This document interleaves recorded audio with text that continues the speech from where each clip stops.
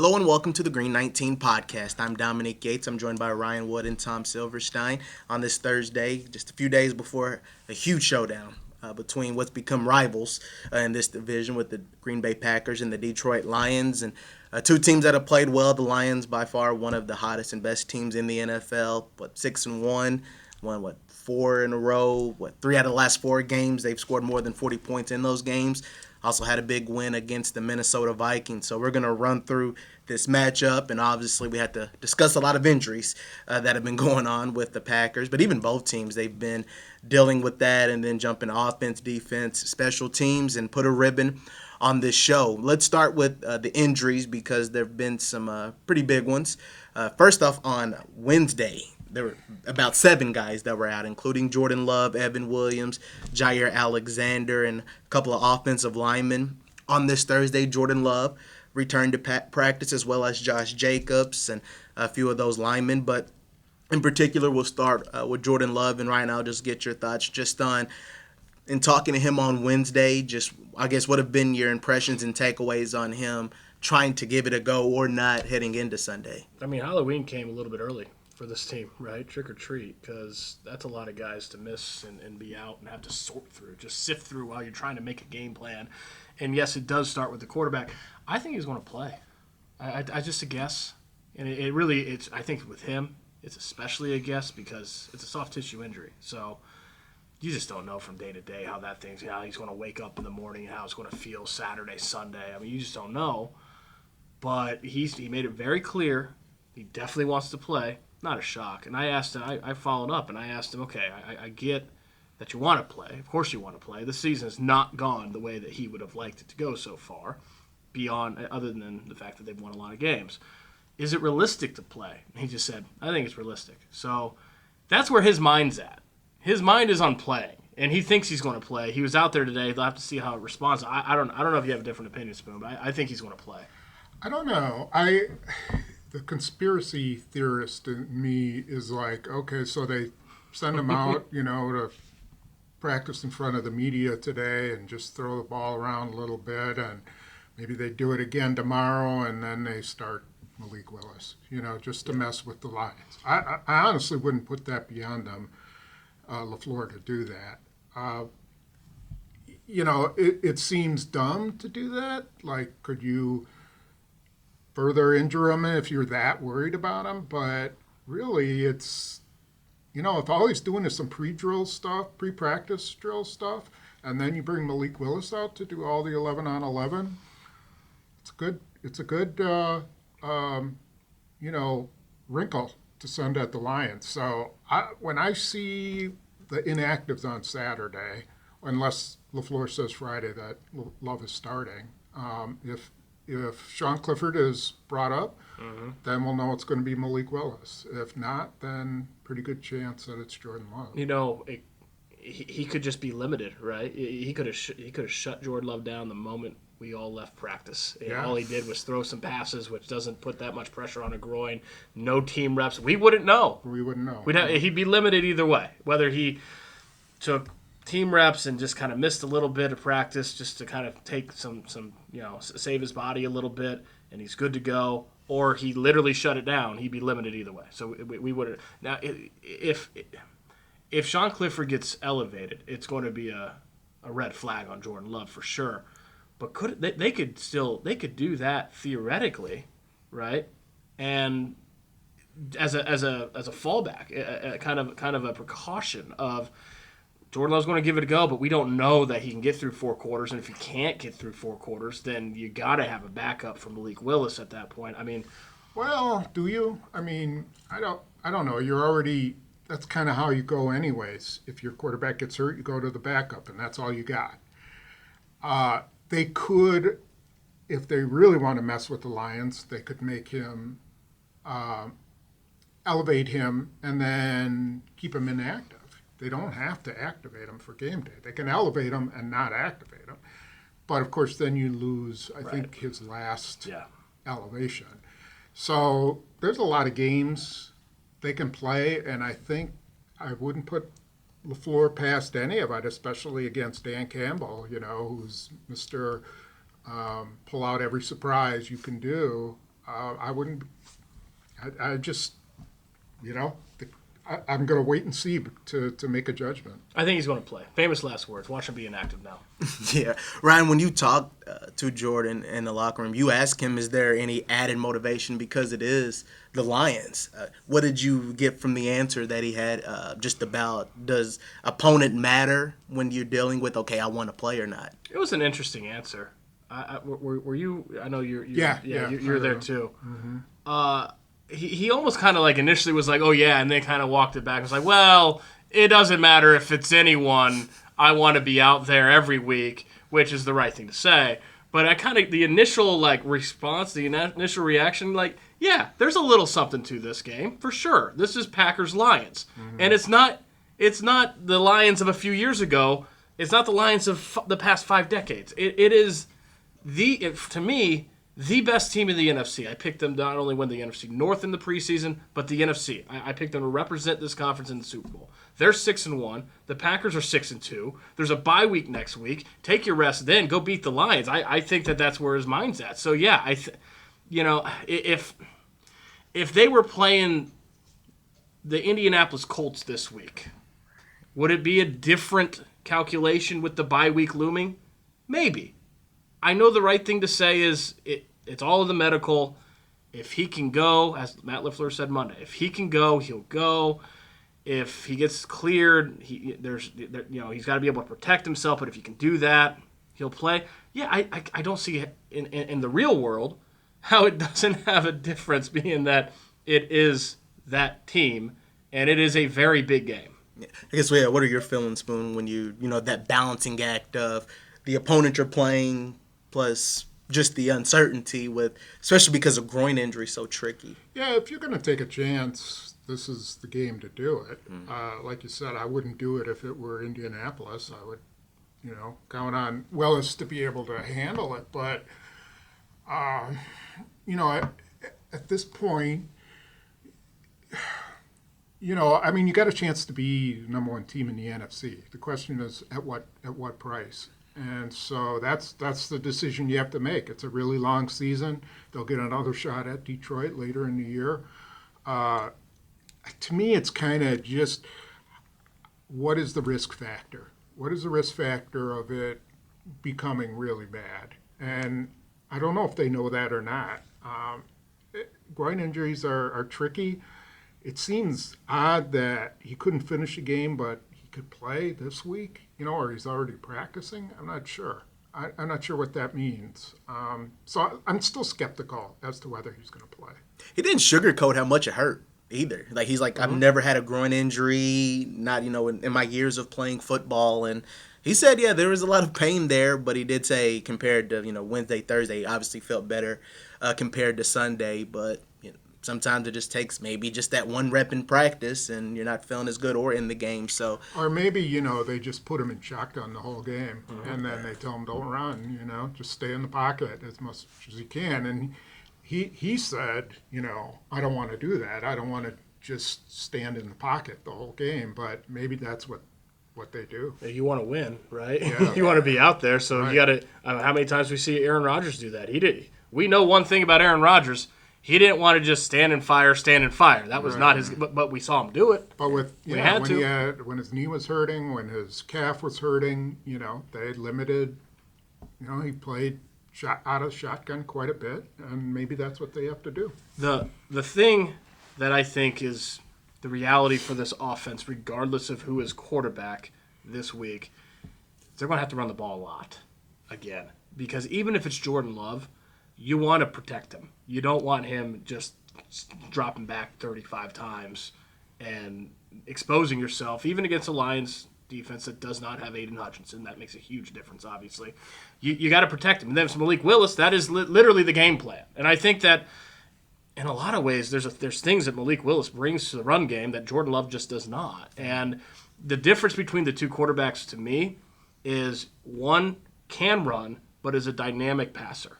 The other can pass, but is a dynamic runner, right? So you always take the dynamic arm over the dynamic legs in this league at that position, but that doesn't mean that Malik Willis is not a dynamic ball carrier, playmaker, We saw it on the 20-yard keeper that he had against the Jaguars. We saw it on Josh Jacobs' 38-yard touchdown run when there was a safety unblocked on the backside that had a TFL and stopped his feet, had his eyes on Malik Willis as accounting for him and not Josh Jacobs. Without Malik Willis on that play, it might be a TFL. It would not be a 38-yard touchdown.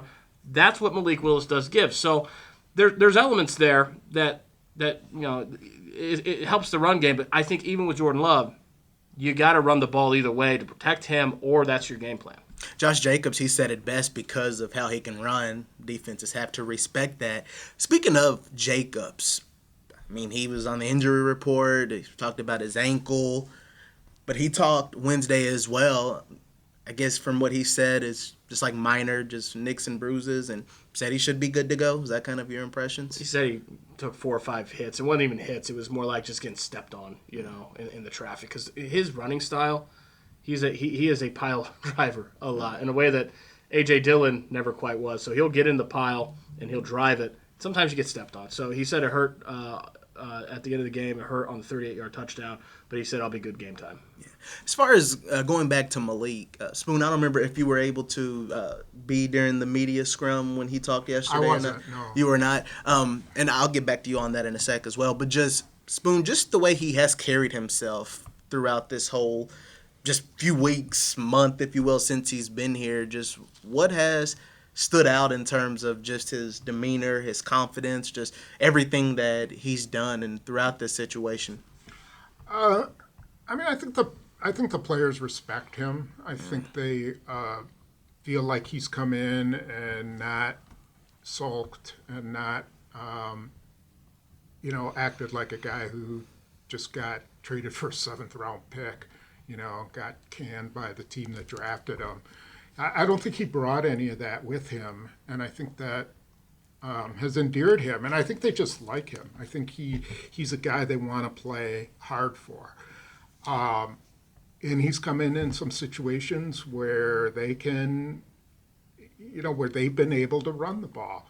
And I still, question whether, if he has to play a whole game and it's against a team like the Detroit Lions, whether he can throw the ball. Fair, yeah. But you cannot fault him for doing what he does, doing the very best that he can. There's just some parts of his game that aren't there yet. Yeah, absolutely. Same for you. I know you were able to talk to Malik, and I'm always just kind of like you said, I'm impressed by his demeanor. At times he can be a little candid, talking about how it didn't work out in Tennessee, but he just not getting too high or low. I've watched some of his press conferences after some of these games, and I couldn't tell maybe if he threw 3 touchdowns or 3 interceptions. It's always just pretty even kill. What stands out when you talked with him yesterday and just how he's handled everything? You also asked him even about maybe being on the trade market. You had a lot that you kind of discussed with him about. I mean, if I'm being honest, what stood out in talking with him the most is the utter lack of a soundbite at any point. You don't get that. You don't get that. There hasn't been a single soundbite, which is probably a good thing given the situation. Yeah. I mean, it would be a little awkward if he came in 1-2 starts, replaced Jordan Love with the offense not playing all that well in Jacksonville, played the second half, led a game-winning drive, and was crowing about it. That could be awkward. I'm sure the Packers are overjoyed that he doesn't say anything interesting. That's not the same to say that he doesn't have anything interesting to say, because he has a lot of things that are interesting to say, but he doesn't say anything interesting. That's a good way to describe it, by the way. Yeah, that stands out.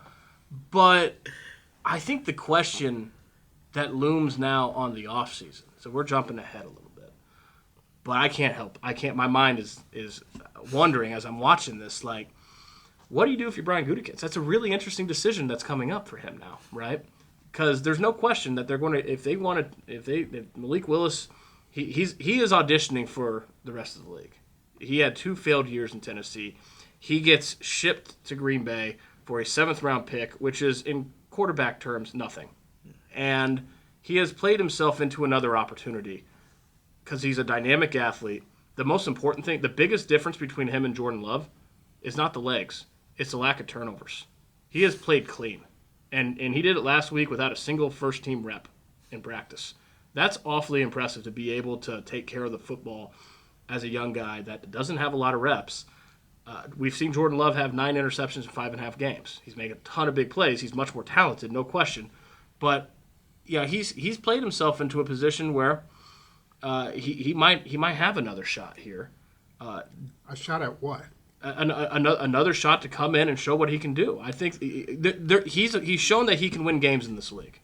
But you have to completely change your offense to have him be the starter, and you have to be able to do it over 17 games. You have to run read option. That has to be your game. He hasn't shown he can pass yet. He had 4 30-yard completions in Tennessee. Yeah. He was throwing deep on third down, 3rd and 19, was it?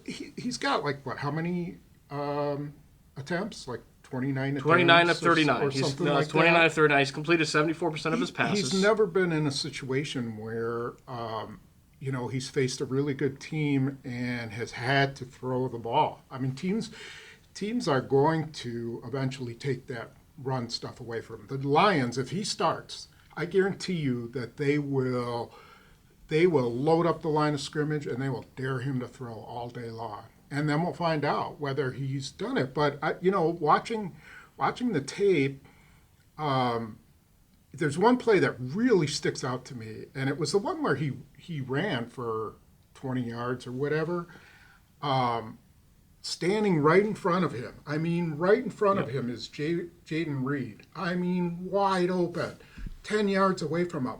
Dumps the ball to him, he runs, it's a touchdown. And he just couldn't pull the trigger. He saw him, he's just not in that place yet where, he can go through progressions or he's seeing the game from a pass standpoint. Boy, you ask him to do all the read option stuff, he's great at it. He's really good with the fakes and all that kind of stuff. But I just don't know that anybody's going to trade for a guy who they don't know can pass the ball. I don't know that should be surprising, though, that he can't go through progressions in a week that he didn't take a single first-team rep in practice. That was going to be. I mean, you have to practice to know the offense, right? I know, but he's been practicing for a month. Scout team. Yeah, he runs the scout team every week. Still go through progressions in the scout team. Yeah, it's not your progressions, though. Yeah, well, it's not that different. You still have to read progressions. I mean, it's the same thing. He gets the play. Do I go here? Is it double? Do I go there? I just think nobody's going to give up a lot for him until he shows that he could be an NFL starting quarterback, and I mean, he's got to be able to show that he can go into a game and throw 30 times if he has to. You don't think right now there's another team that gives a 3rd or 4th round pick this offseason? No, really? No, absolutely Really? not a 3rd or 4th. I will trust your judgment on that, but what I'm seeing is a quarterback that can win games. And there's not a lot of quarterbacks in this league that can win games. Well, so you're going to commit to him. You're going to trade a 3rd-round pick and commit to him to be your starter? I'm seeing physical tools that he's dynamic with the ball in his hands. He's a playmaker. I've seen him complete 4 30-yard passes against Tennessee, albeit a terrible defense that gave up 52 points to the Detroit Lions in 3 quarters last week. But there's terrible defenses out there, right? It's not just the Tennessee Titans. He's shown that he can throw. I agree with you on the progression part, but it doesn't – I think it'd be interesting if you actually put him in a situation where he's getting all the first-team reps, to actually allow him that time to grow and develop in practice with an offense. Can the physical tools translate or not? That's the question. I don't know about that. But he's one. The whole thing that Matt LaFleur likes to say about Jordan Love, the moment's never too big for him. We've seen Malik Willis put in some bad spots where a lot of guys would fail, having a week to prepare for the Indianapolis Colts after being here 3 weeks, having to come in without any first-team reps in the early 3rd quarter on the road, and he's handled those well. Like, those moments haven't been too big for him. I think it'd be very interesting. Can the physical tools translate into something you build an offense around? Not till he can pass it. I'm telling you, not till he proves he can pass it. Maybe next year after preseason, after he's had a year in the system and then he's more comfortable. But if I'm a GM and I'm thinking about, him as a starter, I got to see more. I got to see him, be able to go into a game and complete 20 or 30 and for 250 yards and show me that he's not just a scrambler. So do you think Gutekunst will even try to test the waters with Malik or No, try to no, get because they're him trying back to win here? a Super Bowl. And right No, now, for next. he's I'm talking about for next year, Awesome. not Tuesday. I'm talking about for next year. Absolutely. If he could get something for him next year, if he could get a good draft pick for him, absolutely he would. I mean, that's what you do. You develop quarterbacks. You should be drafting them every year, and then trying to develop them and trade them. If you can. And Ron Wolf made a cottage industry out of doing that, trading guys for a lot of picks, some really good picks. He traded starters away. Mark Brunell, I go through this all the time. Mark Brunell, Ty Detmer, Aaron Brooks, Matt Hasselbeck. These are all guys that Wolf drafted and brought in. So, yeah, absolutely. I think next year they try to, highlight him and try to trade him next year. But I just don't think they can get anything from him now, and I wouldn't trade him now. No, for sure this is an offseason because you're in Super Bowl or bust mode. Right. with He this can team. win. He's proven he can Yeah. win some games in LaFleur's offense. Backup quarterbacks, I mean, to that point, though, backup quarterbacks are just like franchise quarterbacks. They're worth their weight in gold if you have a backup quarterback that can win. That is probably even more rare than a franchise quarterback in this league. There's not a lot of guys that can do that. What do you think it would take to move off of Malik Willis and have another backup this offseason? Like, what round would it be where Brian – because Brian Gutekunst can just as well say, you know what, there's another year of contract control here. Yeah, We finally have a backup quarterback. We tried to draft. We got Sean Clifford and Michael Pratt. Yeah. We tried to go that route. That's why he's here, because those paths ended. We had to have a backup quarterback. We got Malik Willis. So to me, it's like, what round – does he scrap that plan and say, okay, go start? This is good. This is good compensation. I don't know. I wouldn't go higher than a fourth, and I probably would wait till the fifth or something like that. The bottom line with this is, if your guy is lost for the year, you're done anyways. Right.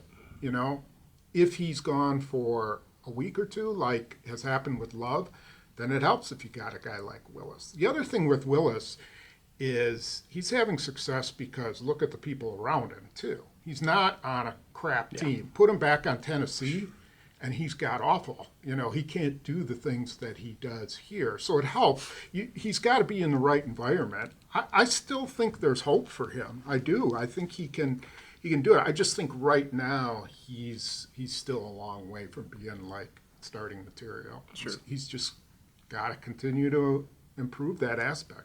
But I will add, there's a lot of quarterbacks. If you put on a team like Tennessee, they're going to struggle. There's a lot of them. Right. Right. I don't think. Right. I'm not saying that's a knock on him. I'm saying he can't. I don't think he can overcome that right now. Maybe later, he will be able to. He definitely has the tools. Right. He just needs to play. He needs to play. Needs to practice. Continue practicing. Yeah. I mean, I think the scout team stuff is good for you. Rodgers made a living doing. He took it really seriously and used to tick off the defense because he would throw to places he wasn't supposed to, and he was really competitive. And I think Malik Willis through a whole year of practicing on scout team could improve. Yeah. And as we transition and talk about, you say, defense / injuries as well, with Evan Williams, I'm curious just about his status, and Jair. Both of those guys haven't practiced yet. As far as with their status, I guess, or even just what they're saying and what people are kind of saying about their status. Just, what are your feelings, Ryan, on where they stand and just everything with how it could fare for the defense? Well, let's co-op this here. All right, let's go down the list. I think Jordan Love is probably going to play, but I can see what Spoon is saying. The sleight of hand conspiracy theorist angle. That wouldn't shock me. I wouldn't get to the stadium and be like, oh, that's surprising. So because it's a soft tissue. So I think he's going to play. The three offensive linemen. All right, Josh Myers, Elton Jenkins, Rasheed Walker. Right. They all played last week. I would think all three of them play. Yeah. Evan Josh Williams Myers has a left wrist. It's his left wrist. It's Yeah. not a snapping hand. And you could see during the game, he got it banged, and he was really in a lot of pain. But I think they're just letting it, You know, Right. I think he's going to have to play through it all season. So Evan Go ahead. Williams, I was told it was preventative more than anything. Matt LaFleur said that there was something pregame, so it wasn't any one play. He made it all the way till Trevor Close the Lawrence's whole touchdown half. run. It was almost the whole half. His last play was Trevor Lawrence's touchdown run, very late in the second quarter. So it was preventative. The expectation was that he would be able to play. Just had to get through the week of practice. It looks like he's doing that. I would think he would play. Spoon, I know you have reporting on Jair Alexander.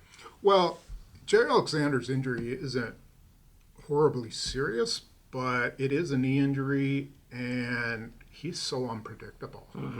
I mean, you just never know, and I think you always have to prepare for him not to be there because he can't play a whole season without getting hurt. And, you know, if you want to go into the trade deadline stuff ahead of time, I mean, I really think if they can get a veteran corner, they should, because he's going to get hurt again. Yeah. And they're not getting anything out of Stokes and Valentine, really. And I think they really do need another guy. It doesn't have to be, you know, a stud. If they could find, like, get on the scrap heap and find Rasul Douglas again, that would be great. But, you know, that was like a once-in-a-lifetime a thing. Yeah. But I don't know, can Tre'Davious White play? He was terrible coming back from his Achilles. The Rams kind of sat him for 2 weeks. Now he's on the block. Maybe surrounded by Xavier McKinney, he can return to being at least, you know, a really serviceable corner. I think that could help turn their season around. Not turn it around, solidify their season with a corner. It just, Jay Alexander's so important to what they do, and then they lose him all the time, and then they don't really have anyone who can replace him. I tend to agree with you. I mean, for goodness sakes, if they can bring in a Rasul Douglas 2021 again, then that's a no-brainer, right? Yeah. Like, that's obvious. Right. I don't get the sense that they feel like their cornerback depth chart is in any type of dire straits, though, to the point where they would make a trade. I mean, Matt LaFleur has said multiple times that he likes the depth of that group. Jeff Hafley, we've seen him mix and match guys. Now, part of that could be trying to find, okay, who's the guy? Who's healthy. Yeah, who's the guy that's going to solidify the group. Part of that, too, is I get the sense they feel like they've got more corners than they can put on the field at one time that can give them something. That's how they view it. I'm not saying that they're right. And it all depends on what's on the market. Again, Rasul Douglas 2021, absolutely. If there's nothing on the market, it's a non-point. Like there's Right. nothing there. No question. But I tend to agree with Spoon that is an area that could be solidified with the right market influx, but I don't know that they see it that way. Yeah. That's something, that's fascinating to me. Another guy that, as far as with the defense, Quay Walker, I guess, has he been? He's been back to practice and went through all the protocols, so he's back ready to roll. Matt LaFleur said he'll start this week. Yeah. But correct me if I'm wrong, Spoon. Did you write about Eric Wilson? Or was that Pete? It might have been. I was just about what he's done as far as with that run defense. I'll give you my opinion. Yes, please do, because I love Quay your Walker's opinion. not coming off the field. He is not coming off the field ever. I mean, they're going to have him on the field. He makes mistakes. He's sometimes fooled by stuff, but he's just too athletic. He's too powerful. Yeah. I just think you have to let him play through those things.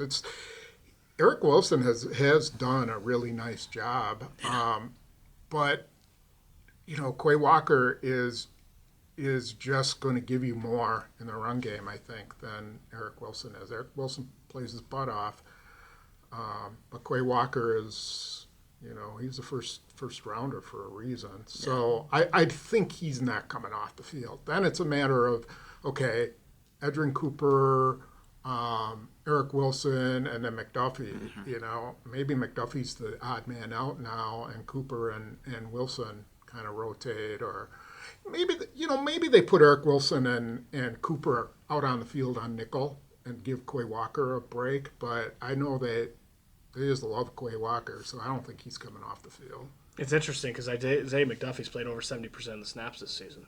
He's probably their best pure run defender. Yeah. So Smart. He's where he's supposed to be most times in what the he run game. what he can't do is what Edrin Cooper does. Yeah. Right? He doesn't have that kind of speed where he's going 40 yards downfield and having a PBU against Christian Kirk. I think they need to get back to what the plan was, right? And as soon as and Quay Walker's having some mistakes for sure. So is Edrin Cooper, obviously, and that's why he's only played 39% of the snaps this season, but he's been 59% of the snaps each of the past 3 weeks. Not all of that's because of Quay Walker, right? Quay Walker missed last week and part of the Texans game, but not all of that is a lot of that is Edrin Cooper is rare. He is a special talent, and he needs to be on the field as much as possible to accelerate that development because the only way you do that is snaps. The plan all offseason was that the nickel linebacker battery of Quay Walker and Edrin Cooper could be special together. They both are having their mistakes. They both need to clean up their play, but the quicker they can do that, the better it is for this defense. The more it changes this defense to have them both on the field together. So that, to me, that should be the entire design, and getting to that destination should be the priority. For Cooper, Spoon, do you just feel like the game is slowing down a little bit more for him, just in terms of some of the plays he's made and why he's getting more snaps? I think they're putting him in position to make plays. So, when he got his sack, he blitzed. I think it was Kenny Clark kind of ran some shade for him, and then he beat his one-on-one. He won his one-on-one. The play made down the field, that's all on him. He's got to get down there, and he did. But there's also some busts. There's one play, I'm pretty sure it was his bust. I can't remember who caught the ball, but it was wide open. You just have to accept those things, with a guy that young. He's just so talented. I don't know if how much better he's getting in the defense, but I do know that he's a powerful guy and he's fast. And when he hits somebody, the guy usually goes down. You got to have those kind of guys on the field. Question for both of you guys. If you were only able to get one of these two guys back for this game, who do you feel like you would definitely need? Like, you really want this guy. It might be an easy answer, but I'm curious. Evan or Jair? Start with you, Ryan. Jair Alexander. Jair? Yeah, I think a big part, Evan Williams, it was a surprise how essential he was to the back end of their defense. But I think a big part of why it kind of fell apart was that Javon Bullard didn't practice the entire week at safety. So that's he had a rough game. Yeah. That was why I asked that question. But I don't think that him having a rough game is because he's a bad player. I think he's a young player that didn't practice the whole week at this position, and then midway through the game had to go play this position that he hadn't practiced. That's tough for a young player. Mm-hmm. So giving Javon Bullard a full week, which I think it will be Evan Williams this week, but giving him a full week I think they'd be more fine there than Jair Alexander. When you match him and Xavier McKinney together, that's Packers secondary all of a sudden is really tough to throw on. Yeah. Williams, like the play, the final play with Ingram, I don't know if Evan Williams would have been in coverage there. I guess probably not. It probably would have been, still would have been Nixon and Alexander. But he's going to probably be better down the field than Bullard is. Bullard, the surprising part was that Bullard got beat man-to-man on two plays where that's supposed to be kind of his strength. And I asked him about it too, and he's like, hey, I got beat man-on-man. There's nothing more to say about it. I got to make those plays. So I don't know if he just had a bad game or if it was because he was thinking too much back there, but the times he really got beat was when he was man-to-man. So I don't know. I don't know if it's that bad a situation to put him back there, but I know that they've been best when Evan Williams is back there and Bullard's in the slot. Okay. So you would go Evan route? Oh, no. You still go Jair? You always go Jair Alexander. I mean, you get at worst you could put him on Amon-Ra St. Brown. Now, a lot of times they just played kind of zone and found a way to limit him, or at least that's what they did, I think, on Thanksgiving. But anytime you got a guy who can take away a third of the field for a good portion of the game. Jair Alexander also likes playing against Jared Goff. He had a pick last year against Jared Goff, and that's That's right. significant. He jumped that route on the because he hasn't had a lot of picks in his career. Right. So, he's a quarterback that he has actually picked. Yeah. Let's jump into talking about the Lions. As I mentioned earlier, just the run that this organization has been on these past couple of years. And for you, Spoon, you saw the 0-16 Lions. Oh, yeah. You watch, in your time just watching this team. What has stood out to you? Obviously, I know the key, you could say, for the success. I would imagine a lot goes to Dan Campbell. But, what has it been like? You watch them go from where they were to, a team like Ryan said could very well be in the Super Bowl. Well, they have a competent GM. I mean, that guy drafting like nobody's business. Yeah. I mean, they're just player after player, and it's working out for them. Yeah. Brad Holmes has just been really, really good, and their whole staff has been good. John Dorsey's on that staff, by the way, on that personnel staff, and he's one of the best college evaluators there is. Pick Patrick Mahomes, so you gotta really give them credit for that. They've done it the right way. They're similar process as Green Bay does it. They're all in on the draft, and then they've had some high picks. They got Penny Sewell high. They got Hutchinson high. Right. Those are the kind of things you need to turn a team around. You need some really good picks like that. And then they've added, a David Montgomery, right? He's been just great. Kirby Joseph's been, unbelievable for them. They're just solid everywhere. And then they have the Dan Campbell attitude. Yeah. They come in and they're going to play you man, and they're going to smack you around, Bite your kneecaps. Yeah, and they're going to We'll try never to beat forget you that. by 50 points, And that's what they do.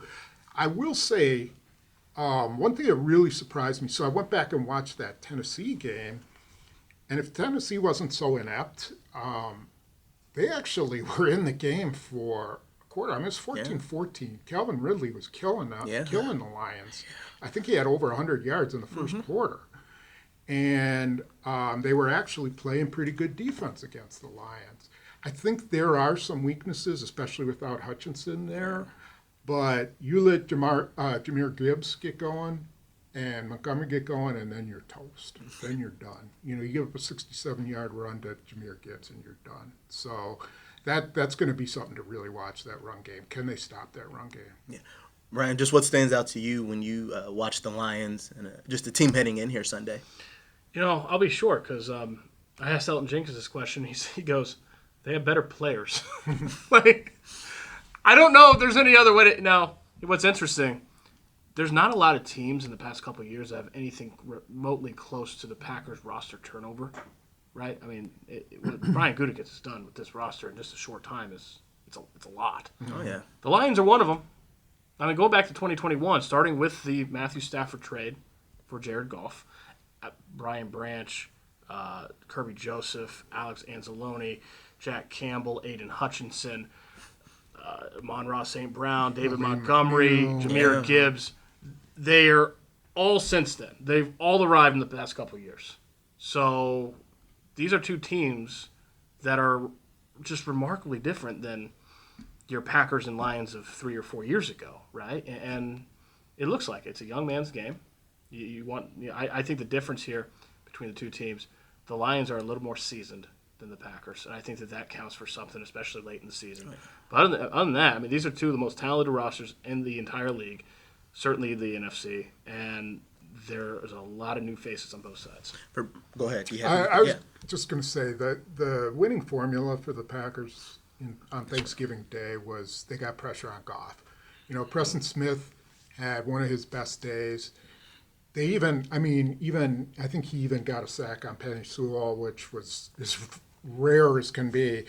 They sort of took advantage a little bit of Taylor Decker, and he's been kind of struggling. So that's going to be interesting to me. How much do the Lions protect him, and can Preston Smith dial it up?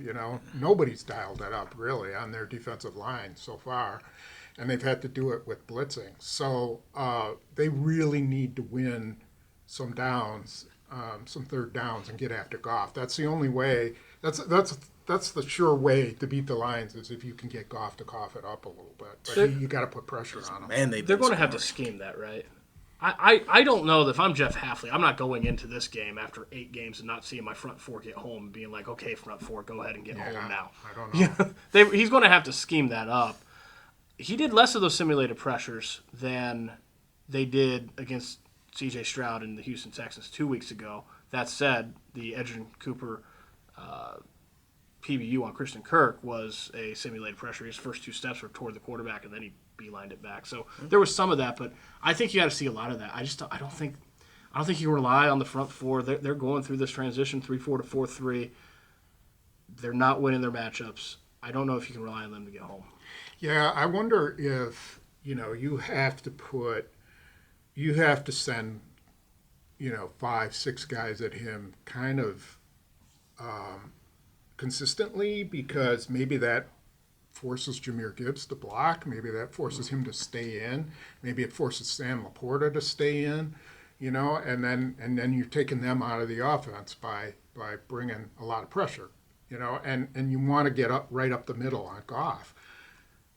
I'm really interested to see if Hafley has the guts to do that. Against a really good offensive line, against a really good wide receiver. I mean, they're missing Jameson Williams, but they still have plenty of talent.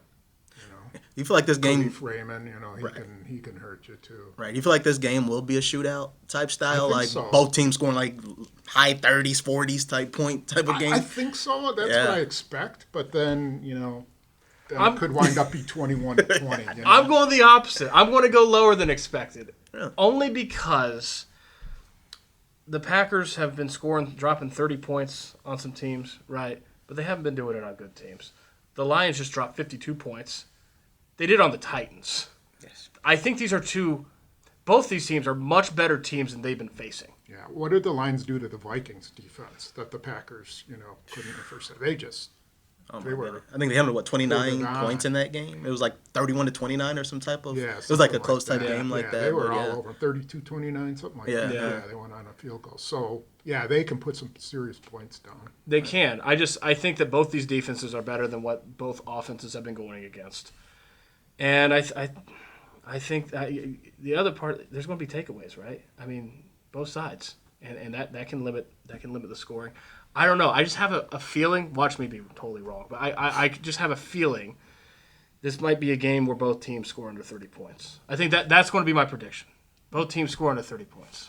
That'll be interesting to see for sure. Is there anything special teams wise like you feel like needs to be addressed heading into this game? The Lions just killed the Titans on special teams. Yeah. I mean, Khalif Raymond had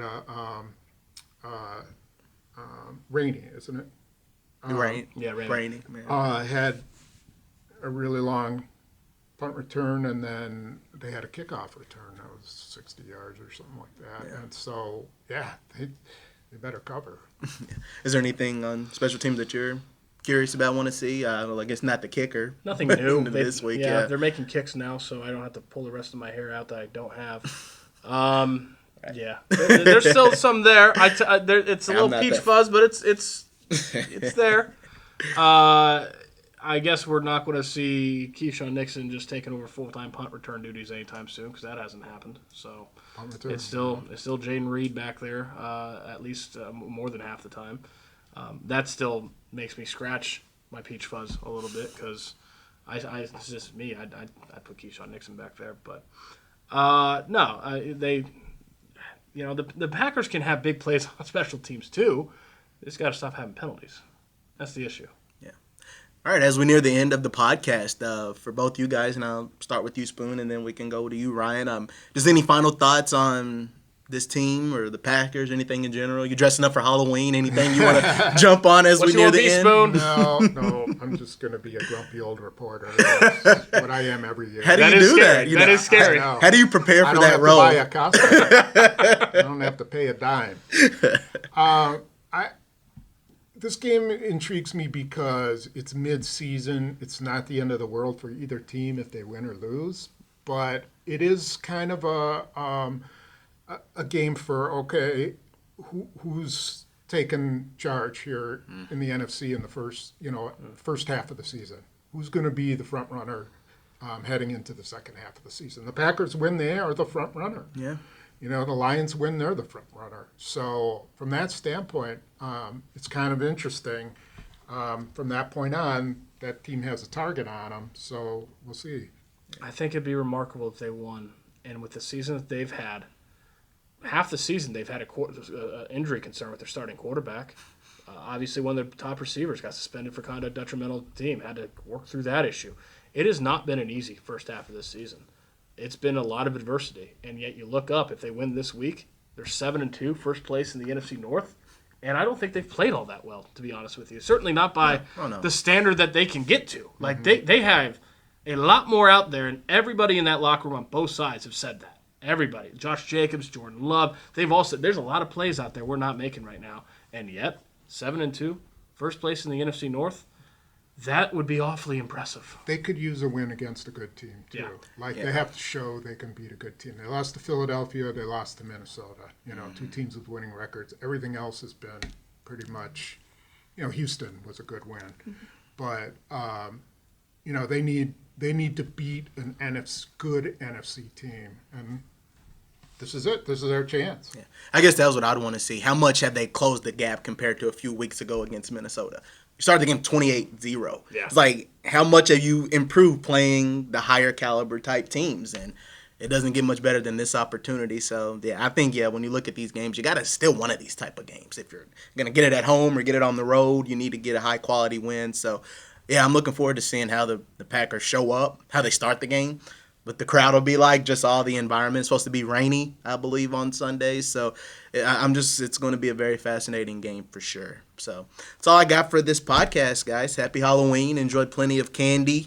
Look forward to seeing you guys post all of your costumes online later today so everyone can see what you guys decided to dress up as. All right, real quick. Favorite Halloween candy, what is it? Ooh. Probably Kit Kats. Kit Kats, okay. Yeah, I am big time on Kit Kats. My mom was obsessed with Kit Kats. Yeah. And so I am a big Kit Kat guy too. Yeah. Okay, so candy bars, I'm an Almond Joy. Oh, I like the almond with the coconut, the chocolate. Okay. That's me. Milk Duds, you can't go wrong. That's true. I love those little boxes. Yeah, those are good. I eat Milk Duds like once a year, and it's always on Halloween. The other 360 days of the year, I never eat a Milk Dud. But those 5 days, I binge my Milk Duds. Sour Patch, you can't go wrong with Sour Patch. If you want to go sour, I can't Sour do Skittles are good too. I can't do all the sugar. No? It's too much I'm for me. a total chocolate, fiend. So the sour. sugary stuff doesn't do much for me. Yeah. The only other thing I'd Skittles. I'm a big Skittles guy. Skittles, okay. Yeah, I could get like the family size bag, But and not the just sour demolish. Skittles. See, sour Skittles No, are like, yeah. I mean, I can't. They're like Pringles. I can't stop with those. All the extra added sugar sprinkled on the candy, like a Sour Patch or a Skittle, I can't do it. Did I ever It's tell too you much. the time our dog ate a whole giant family size bag of Skittles? No, I'm You listening. do not want to know the rest of the story.